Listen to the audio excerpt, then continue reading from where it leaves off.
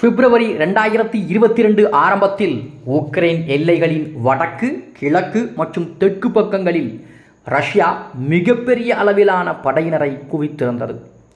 ஜனவரி மாதமே America, Britain மற்றும் NATO புலனாய்வு தகவல்கள் உலகிற்கு எச்சரிக்கை செய்தார்கள். ரஷ்யா மிக விரைவில் உக்ரைனை முழுமையாக ஆக்கிரமிக்கப் போகிறது என்று. ஆனால் ரஷ்யாவோ உள்நாட்டிலும் சரி, சர்வதேச பேச்சுகளிலும் சரி, நேட்டோவின் விரிவாக்கம்தான் மிக முக்கிய பிரச்சனையாக இருக்கிறது என்று கூறி வந்தது. ஏனென்றால் 2000களின் துவக்கத்திலே இருந்து நேட்டோ கிழக்கு ஐரோப்பிய நாடுகளை ஒன்றன் பின் ஒன்றாக சேர்த்து கொண்டு வந்தது.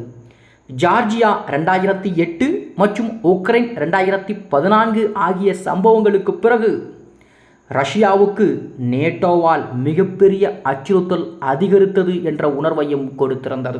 அதைத் தொடர்ந்து பிப்ரவரி 21, 2022 அன்று ரஷ்ய அதிபர் விளாடிமிர் புதின் டொனஸ்க் மக்கள் குடியரசு மற்றும் லுஹான்ஸ் மக்கள் குடியரசு ஆகியவற்றை சுதந்திரமான நாடுகளாக அங்கீகரிப்பதாக அறிவித்தார்.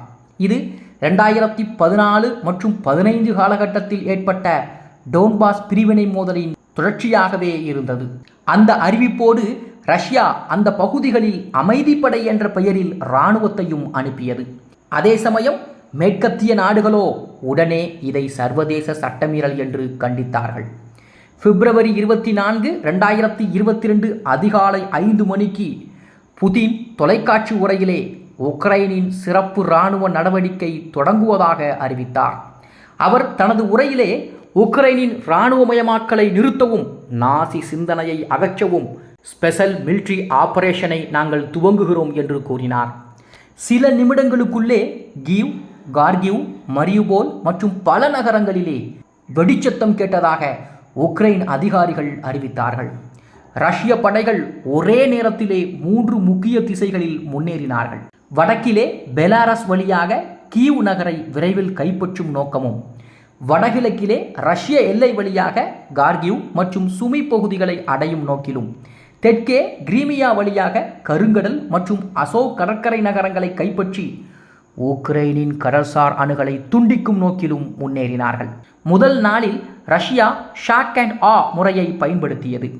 ஏவுகணை மற்றும் விமான தாக்குதல்கள் உக்ரைனின் விமான தளங்கள், ரேடார் மையங்கள் மற்றும் இராணுவ களஞ்சியங்கள் மீது நடத்தப்பட்டன. இந்த தாக்குதல்கள் மூலம் உக்ரைனின் வான்வழி பாதுகாப்பை உடைத்துவிட முயன்றார்கள்.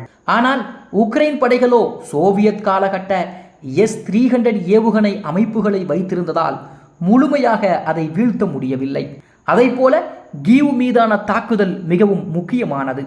பெலாரஸில் இருந்து நுழைந்த ரஷ்ய படைகள் சில மணி நேரங்களிலேயே கீவ் வடமேற்கு பகுதியில் இருக்கக்கூடிய ஹோஸ்டோமேல் விமான நிலையத்தை கைப்பற்ற முயற்சி செய்தார்கள். இந்த விமான நிலையம் கனரக விமானங்கள் மூலம் ஆயுதங்களையும் படையினரையும் நேரடியாக கொண்டு வர உகந்ததாக இருந்தது.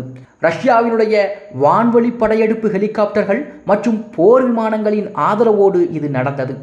ஆரம்பத்தில் வெற்றி பெற்றது போல தோன்றினாலும் உக்ரைன் படைகள் கடுமையான எதிர்ப்பை வழங்கி விமான நிலையத்தை மீட்டெடுத்தார்கள்.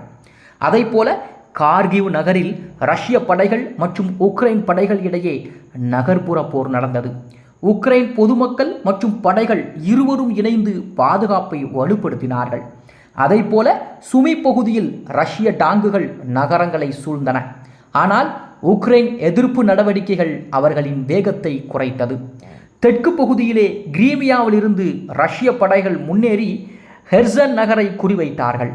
பிப்ரவரி இறுதியில் ஹெர்சன் ரஷ்ய கட்டுப்பாட்டுக்குள் வந்தது. இது ரஷ்யாவின் முதல் பெரிய நகர வெற்றி.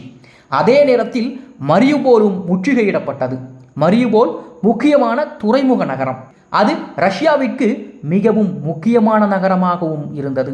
ஏனென்றால் டோன்பாஸ் மற்றும் கிரீமியாவை நிலப்பரப்பில் இணைக்கக்கூடிய வாய்ப்பு அந்த நகரின் மூலமாக கிடைக்கும் என்பதால்.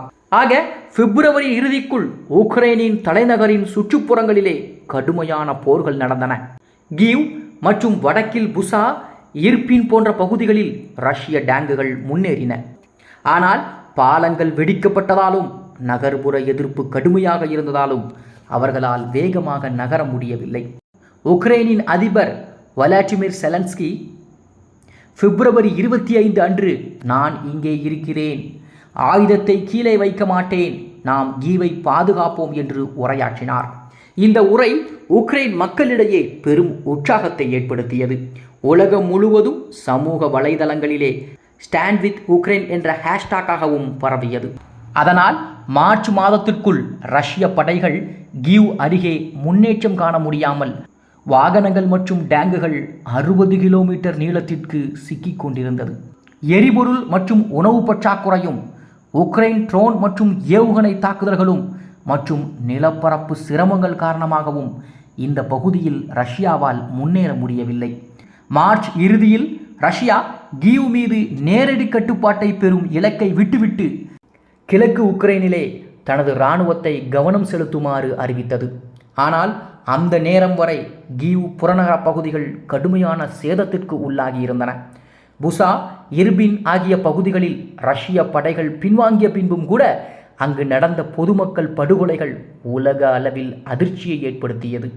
அதைத் தொடர்ந்து ஏப்ரல் 2022 துவக்கத்தில் ரஷ்யா தனது முக்கியமான இராணுவ இலக்குகளை மாற்றிக்கொண்டது. கீவ், செர்னிகிவ் மற்றும் சுமி போன்ற வடக்கு நகரங்களிலிருந்து படைகளை பின்வாங்கி கிழக்கு உக்ரைனுடைய டோன்பாஸ் பகுதியில், அதாவது டொனெட்ஸ்க் மற்றும் லுகான்ஸ் ஆகிய மாகாணங்கள், அதே போல தெற்கு கடற்கரை பகுதிகளிலும் கவனம் செலுத்துவதாக அறிவித்தது. இந்த இரண்டாம் கட்ட திட்டம் டோன்பாஸ் தாக்குதல், பேட்டில் ஆஃப் டோன்பாஸ் என பரவலாக அழைக்கப்பட்டது. டோன்பாஸ் பிராந்தியத்தின் நில அமைப்பு ரஷ்யாவிற்கு சாதகமாகவும் இருந்தது.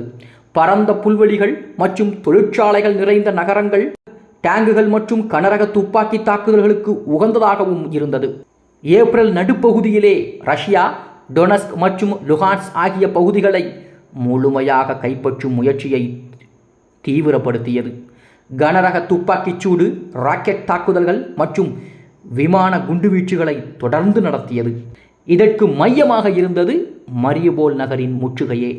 ஆக பிப்ரவரியின் இறுதியில் துவங்கிய இந்த முற்றுகை ஏப்ரல் மற்றும் மே மாதங்களிலும் நீடித்தது.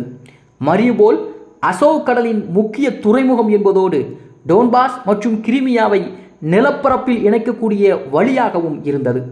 ரஷ்ய படைகள் நகரத்தின் பெரும்பகுதியை கைப்பற்றினாலும் அசோவ்ஸ்டால் எஃகு ஆலை மட்டும் உக்ரைன் படைகளின் கடுமையான எதிர்ப்பின் மையமாகவே இருந்தன. அந்த ஆலைக்குள் நூற்றுக்கணக்கான படை வீரர்களும் பொதுமக்களும் மாத கணக்கில் சிக்கியிருந்தார்கள். மே 20, 2022 அன்று உக்ரைன் படைகள் அங்கு சரணடைந்ததாக அறிவிக்கப்பட்டது. இதனால் ரஷ்யா அந்நகரத்தின் முழு கட்டுப்பாட்டையும் பெற்றது. அதேபோல தெற்கிலே ரஷ்யா கெர்சன் மற்றும் சபோரிஜியா ஆகிய பகுதிகளில் தனது கட்டுப்பாட்டை வலுப்படுத்தியது. கெர்சன் நகரம் பிப்ரவரி இறுதியில் கைப்பற்றப்பட்டதால் ரஷ்யா அங்கிருந்து வடமேற்கே நிக்கோலவ் மற்றும் ஒடெசா நோக்கி முன்னேற முயன்றது. ஆனால் உக்ரைனின் எதிர்ப்பால் அது தடையுற நிக்கோலோவ் மீது நடத்தப்பட்ட தாக்குதல்களும் பலமுறை தோல்வியடைந்ததால் ரஷ்யா அந்த பகுதியில் பாதுகாப்பு நிலையை பேணிக் கொண்டது. கிழக்கிலே சீவரோடனஸ் மற்றும் லெசிசான்ஸ்க் ஆகிய இரட்டை நகரங்கள் முக்கியமான போர் மையங்களாக மாறின. ஜூன் மாத இறுதியில் கடுமையான நகர்ப்புற போருக்கு பின்பு ரஷ்யா இந்த நகரங்களை கைப்பற்றி கொண்டது. இதன் மூலம் லுகான்ஸ்க் மாகாணத்தின் முழு கட்டுப்பாடு ரஷ்யாவுக்கு சென்றது என்பதும் குறிப்பிடத்தக்கது. அதைப்போல ஜூலை, ஆகஸ்ட் ஆகிய மாதங்களில் ரஷ்யா டொனெட்ஸ்க் மாகாணத்தின் முழுமையான கட்டுப்பாட்டை பெறக்கூடிய நோக்கத்திலே தாக்குதல்களை தொடர்ந்தது. ஆனால் உக்ரைனுடைய பாதுகாப்பு கோடுகள், குறிப்பாக ஸ்லோவென்ஸ்க் மற்றும் கிராமடோர்ஸ்க் நகரங்களில் ரஷ்யாவின் முன்னேற்றத்திற்கு தடைக்கல்லாக அமைந்தன. இதற்கு இடையில் உக்ரைன் தெற்கு கெர்சன் பகுதியிலும் எதிர்த்தாக்குதல்களை நடத்த துவங்கியது. மேற்கத்திய நாடுகள், குறிப்பாக அமெரிக்கா, ஹிமார்ஸ் ராக்கெட் அமைப்புகள், மேம்பட்ட ஆர்ட்டிலரி மற்றும் வான்வழி பாதுகாப்பு அமைப்புகளையும் வழங்கியது. இந்த ஆயுதங்கள் உக்ரைன் படைகளுக்கு ரஷ்யாவின் களஞ்சியங்கள் மற்றும் கட்டுப்பாட்டு மையங்களை துல்லியமாக தாக்கும் திறனையும் வழங்கியது. ஆகஸ்ட் மாதத்துக்குள் ஹெர்சன் பகுதியில் ரஷ்யா மிகப்பெரிய அழுத்தத்திற்கும் உள்ளானது. ஆகஸ்ட் 2022 முடிவிற்குள் போர் ஒரு புதிய கட்டத்திற்குள் நுழைந்தது. ரஷ்யா டோன்பாஸ் மற்றும் தெற்கு பகுதியில் நிலையை பேணுவதற்கு முயற்சிக்க உக்ரைனோ எதிர்த்தாக்குதலுக்கு தயாரானது. மேற்கத்திய நாடுகளின் ஆதரவு உக்ரைனின் இராணுவ தன்னம்பிக்கையையும் அதிகரித்தது. அதே சமயம் ரஷ்யாவின் விரைவான வெற்றிக்கான நம்பிக்கையையும் அது முற்றிலும் சிதைத்தது என்பதும் குறிப்பிடத்தக்கது.